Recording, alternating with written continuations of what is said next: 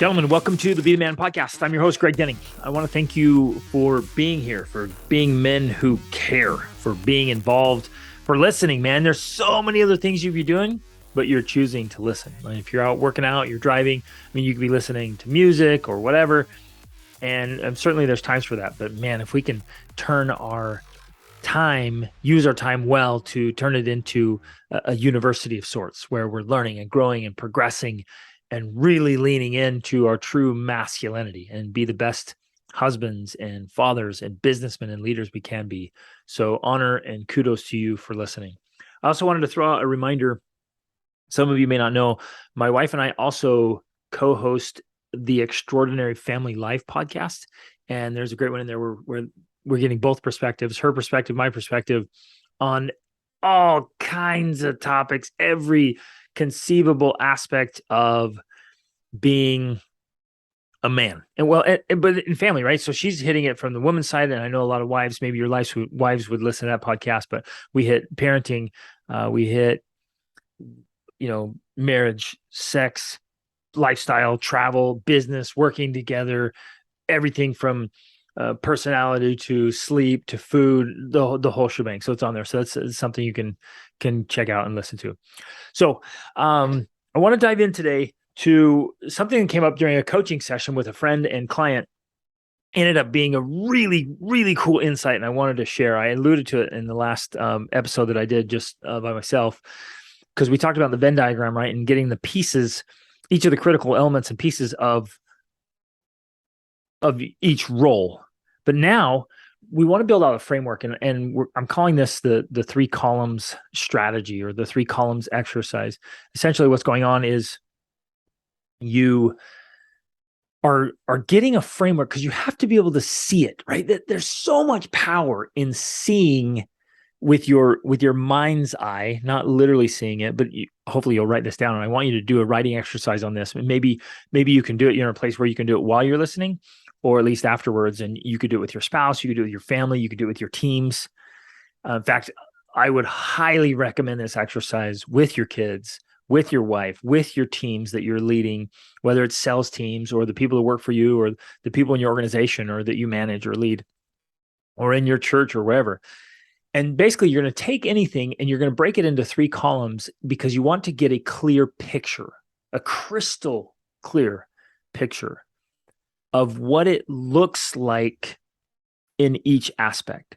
And so, we can just dive right into it, right? What you're going to see here, and this is the idea I got. My buddy and coaching client was out running, and he just kind of saw this in his head, and he shared it with me in our coaching session, and it worked out perfectly. On the far left-hand side, the column is failure. In the far right-hand side is greatness or excellence, whichever word you want there. And then in the middle, of course, is just mediocrity.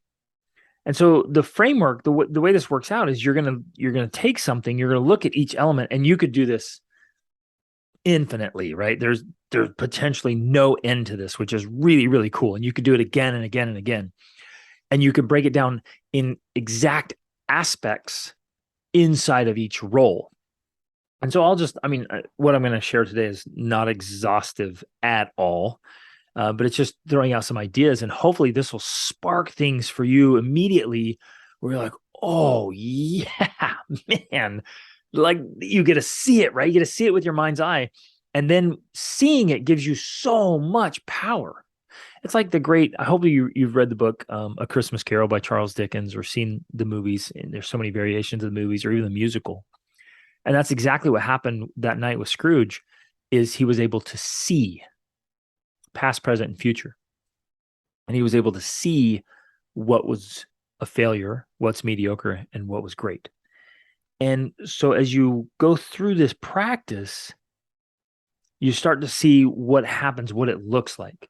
So we can just take some examples, and we can take any example. Like let's take listening. And listening is so important. Indispensably important. On the failure, okay, with marriage, right? You've got to listen to your wives. Gentlemen, we have to listen more. We have to be better listeners with our wives.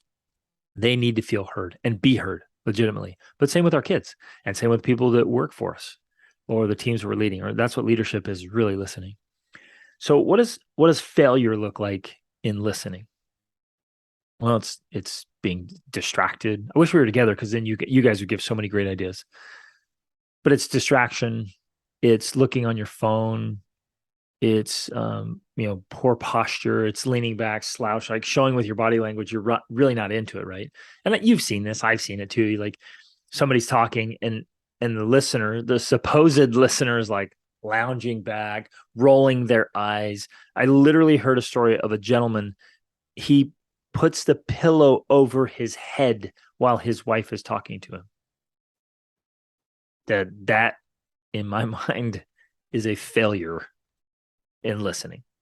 But it's being distracted, it's being disengaged, it's being, paying attention to something else, scrolling on your phone, looking away, thinking of, even where you might physically be showing that you're listening, but you might mentally be thinking about something else. I guess that's mediocrity right there. Failure is just like you're out, you're disconnected, you're not hearing it, you're misinterpreting it. Failure is also like jumping in and trying to correct, or trying to be defensive, or trying to make the speaker, well, no, this is what I think, and this blah blah blah, and you're wrong, and this, like, turning it into a fight. That's a failure. Mediocrity is like going through the motions of it, but maybe thinking about something else, or sitting there thinking while you're, quote, listening. You're thinking of your next response, right? You're thinking of what you're going to say, how you're going to prove them wrong, how you're thinking about how to be right. You're worried about who's right instead of what's right. Right. So the mediocrity piece is like, yeah, you're going through the motions, you're there, but it's really not that great. And again, you can just keep going and going and going with this. You're already probably having so many great ideas of what it looks like. And this is just one example. But excellence, what does excellence look like? Man, you are fully, fully engaged. You've cleared your mind and your heart and made space for this conversation. You're not thinking about other things. You're not even thinking about your responses. You're so focused and dialed in. You're only thinking about this person and how much you care for them, and that they are a human being just like you, and that they have thoughts and feelings, and that they want to be understood, and you are fully focused on understanding them, right? Like, what's his name? 7 Habits of Highly Effective People. I can't think of his name right now. But he talked about seek to understand, then to be understood. Oh, Stephen Covey. Now I thought of it. So you're seeking to understand. You're fully engaged. Your body, everything about your body, your facial expressions, your gestures. You're leaning in. They have your complete attention all the way through, mind, body, and spirit. They have your attention, and you might even hear and say, "Can I repeat that back to make sure I understood that?" And you say it back in your own words to confirm that you really are understanding. And you're just engaged with that person. That is listening. And when it's appropriate, you respond and engage in the conversation. And sometimes there's no response. Sometimes really good listening, it's like that person just needs to be heard. And that's it. I would also add here that in excellence in listening, you're not letting it overly affect you. Sometimes we listen and people need to vent. They just need to get things out, or they need to be heard, or maybe they're giving us feedback or criticism. And you hear it. Like in excellence, you hear it. In mediocrity, you hear it, but you don't really do anything about it. You're like, whatever. You might feel defensive, or you might feel like a victim. You might be throwing a little pity party inside. But with excellence, you hear it, but you're also not being oversensitive. Like if your wife's upset about something, you're going to hear it. You're going to sense it. You're going to be empathetic, but you're not going to be hypersensitive about it and like, and feeling like overly hurt. Like if you did something wrong and she's telling you, you need to be hurt. You need to feel that. That's excellence in listening. But you don't need to be oversensitive and take everything personally and overreact. That's not good listening. It seems like, I'm going to feel every bit of this. And then you just become a drama queen, or drama king in this case. But it's not that either. So again, that's just one example of listening. So I want to invite you to go through this whole thing. Let's take right, because the triple trifecta is the best system for a holistic approach to being a great man. And so you can go through each of that and look at it in the 3-column strategy. And so you take mind, right? In your mind, what's failure mentally? What's mediocrity mentally? What's excellence or greatness mentally? And you walk through those pieces. So a fixed mindset, like a super fixed mindset, like this is just the way I am, I can't do anything about it. That's failure. Mediocrity is just kind of going along, doing a little bit, doing the bare minimum, but backing out when things get challenging or hard. That's mediocrity. And greatness, of course, like you're digging in, you have a growth mindset and you're changing all the time. You're evaluating it. You're having new thoughts. You're having new experiences. You're actually reading things that are challenging. They're just over your current level. So you're expanding and growing, and you're trying to learn languages. You're trying to read great books across all genres, and you're fully engaged with your mind, right? And then there's so much there. Again, we could go into multiple aspects. You could break that down and say just learning. You could take it even further and say learning a language. What does failure look like? What does mediocrity look like? What does excellence look like? But then you could take just mindset, and do failure, mediocrity, greatness. And so there's so many aspects in the mind, but then you do it for mind, body, and spirit, right? So your body, what is failure? What's failure in the body? Well, you're just super unhealthy, man. And so you're in pain, you're miserable, you're limited. You can't even show up as a man because your body's just in a poor condition.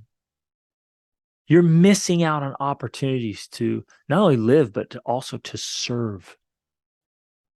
So I'm volunteering with this incredible organization, and they make you go through a insanely rigorous training before you can even volunteer with them, because they know you have to have physical and mental capabilities and capacities to be stretched and to have this endurance to even be able to show up. And so you've got to have it there. And so that's a failure if you're not. And mediocrity is like, oh, just you do the bare minimum. I got enough, and it's okay. I can get along. I can get things done if I have to. It's all right. And so you have mediocre energy levels, mediocre vitality, mediocre. It's okay. Things are all right. And then excellence. We know what excellence looks like. It looks like massive amounts of energy and vitality and vigor and strength and stamina. And so you can go through, do this with a workout. What's failure? What's mediocrity? What's excellence? Do it with meals and your overall diet, what you're eating. What's failure? What's mediocrity? What's greatness? Isn't this cool? Isn't this such a fantastic framework? And so you go through every aspect of your body, and you could even do each part of your body: my legs, my gut, my dental health, my brain, like physiological part of my brain health, my arms, my hands, my skin, my hair. That you could do this with every part of the body. And then spirit, go through the spirit. What is connection to God and connection with your values and inner peace, right? Take inner peace. What does failure look like in inner peace? And again, the more clarity, the more specificity we have, the more powerful this strategy. And if we know exactly, like, oh yeah, that I'm failing spiritually if this is what's happening. And then what's mediocrity? And kind of going through the motions. I think that's going to be the common theme in mediocrity. It's like doing what everybody else is doing, kind of going with the masses. So in the Be the Man Masterclass, I always talk about that. It's like you can follow the masses or you can follow the masters. And there's a huge difference. And following the masses is just another way of saying being average or being mediocre or being okay. So what everybody else is doing, right? Which is usually just the bare minimum to get the grade or to not get fired or to get by or to, just be okay. And that's mediocrity. But man, you're going to hear that theme. When you go through the motions and you're doing it, and you can do it, right? Spiritually, you can go through the motions.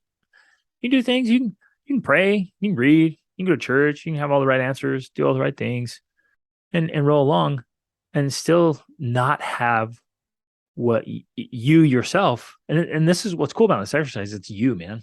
It's not what somebody else defines. Although that can be super helpful if you're reading and studying and you have coaches and mentors or reading from the greatest thinkers of all times. Like, they're telling you what excellence looks like. And so we can glean a lot from them, a lot of wisdom. But this is for you. It's not for me. It's not for anybody else. For you. It's like, what does excellence look like for you in a spiritual basis? And identify it. And the more of a clear picture we have, gentlemen, the easier this is and the more powerful it is, because none of us can hit a target that we don't have, and especially when we can't see. Even if it's blurry, then you're just kind of, you ever tried taking a shot in like at dusk? Or even driving. There's time of driving where it's not night yet. And it's just, even with your lights on, it just, oh man, it's not very clear. Or if you're out doing target practice, whatever, and sun sets and then it starts getting dark and it just starts getting fuzzy and you just can't quite focus in on that target. And that's what we're talking about. That's why we do this exercise. And so you go through, let's keep going through the triple trifecta. Now your marriage.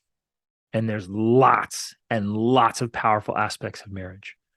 What's failure?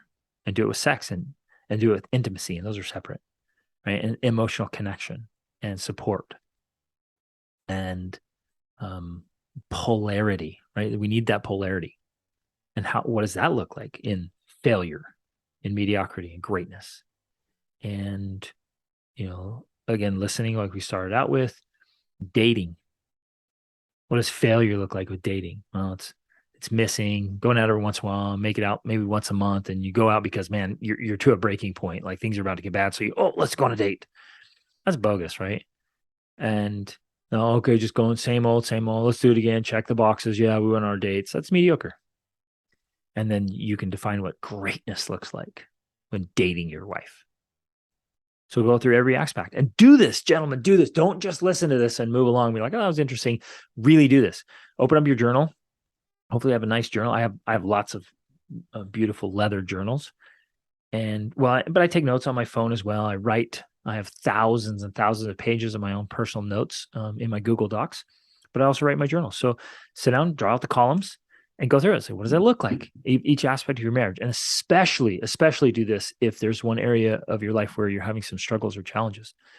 Do this exercise. And it's amazing. Like, some of it's going to hurt because you're going to write that down and be like, dang, I'm totally failing. Or yeah, I'm being really mediocre in this right now. Had an awesome call yesterday from a gentleman. He's reached out and said, hey, look, things have been going great. I had a great career, great family. Things are going great, but just the last 6 months, everything's been lackluster. It's been gotten to a slump, I feel stuck. Same thing, just had another text message, another gentleman, super successful investor and businessman. And he'd been on his A game for years. And he's like, oh, I just am in a slump. I'm in a rut. I need to break out of this, right? And this is where this exercise is so powerful. And so then we end up, I'm helping those guys with coaching, or they're joining the Be the Man Masterclass and Tribe. So we have that support group, that community, that brotherhood to keep it alive, to get into a great spot and stay there. But it's always moving from failure to beyond mediocrity, transcending mediocrity and getting into that space of excellence and greatness. So do it with your marriage, do it with your parenting, do it with each child, and do it with each aspect of each child. How interested are you? How engaged are you? How present are you? What does failure look like with presence? What does mediocrity look like with presence? That one's kind of easy, right? You're in the same room, but you're totally disengaged. Like you're all doing something different. You're together, but separate. I've seen as we've traveled around the world with family, I've seen that so many times where it's on the airplane and the whole family's on just in a different realm with their devices, just totally disconnected. I've seen it even at restaurants, whatever, or the worst place, like you're in some amazing historical place around the world. It's just epic. And everyone's kind of in their own space, whatever. And they're like, oh yeah, cool. Let's just snap a picture, blah, blah, blah. And then back on their devices or whatever. They're totally disengaged. And what does greatness look like? With presence, being fully present. What does that look like? Describe it. And then see yourself in all of these things. And as the leader and the king in your kingdom, you might also see this with the people you have some responsibility with. Not over, because you don't control people, you don't manipulate, but you might say, man, my wife, she's been struggling with that, and see how you can help, not how you can manipulate, not how you can force, not how you can tell or point out or criticize, how you can help, how you can influence, how you can persuade. You might notice some of your kids are kind of disengaged in some of these things that are important, and maybe they're failing, or maybe they're just mediocre. You might talk to them. You might do this exercise with them. You might do it as a family devotional and say, hey man, how can we all level up? How can we move clearly out of failure through mediocrity and into this stage of greatness? And of course it's a scale, right? And you're moving along, and even in each column, and there's a scale of how it's getting better and better. But work through this thing. So parenting, family legacy. What does failure look like in family legacy? Ooh, we can all think of examples of that. In fact, we might be related to some examples of that. What does mediocrity look like with family legacy? And of course, what does excellence and greatness look like with family legacy? Then go to your income. The way you earn money, how money comes into your life. What's failure? What's mediocrity? What's excellence in the way income comes in? How much? How it gets there? How much of your time and energy and attention it requires? What sacrifices you have to make? The exchange rate on that. Some of you are sacrificing way too much. You're wrecking your health or your mindset or your spirituality or your family and your relationships for an income. What about expenses? This is huge. Sometimes we think, oh, it's expenses, but the way money goes out of your life, like the way you feel about it, the mindset you have about it, the how you expend what you're spending money on, it's so powerful. What's failure with expenses? What's mediocrity with expenses? What's excellence in your expenses? Where that's going, including diverting it into experiences and education and growth and learning and investments, which is the last part of that the finances trifecta. Your investments. What does failure look like? I think we've all had some of those. We know what that looks like, but write it down, detail it, like learn the lessons. So, the vivid lessons from The Richest Man in Babylon, he points that out, and he just had epic failures, and then he had mediocre ones. So what does mediocrity look like with investments? And then what does excellence look like with investments? And then you can go friendships and service and contribution, making a difference in the world, helping people out. We've been involved in a lot of humanitarian efforts, and we've been able to see epic failures with the best intentions. Still saw epic failures. We've seen a lot of mediocrity, trying to help out, trying to do good, but it's okay, at the end of the day. And then we've seen excellence, and knowing what excellence really looks like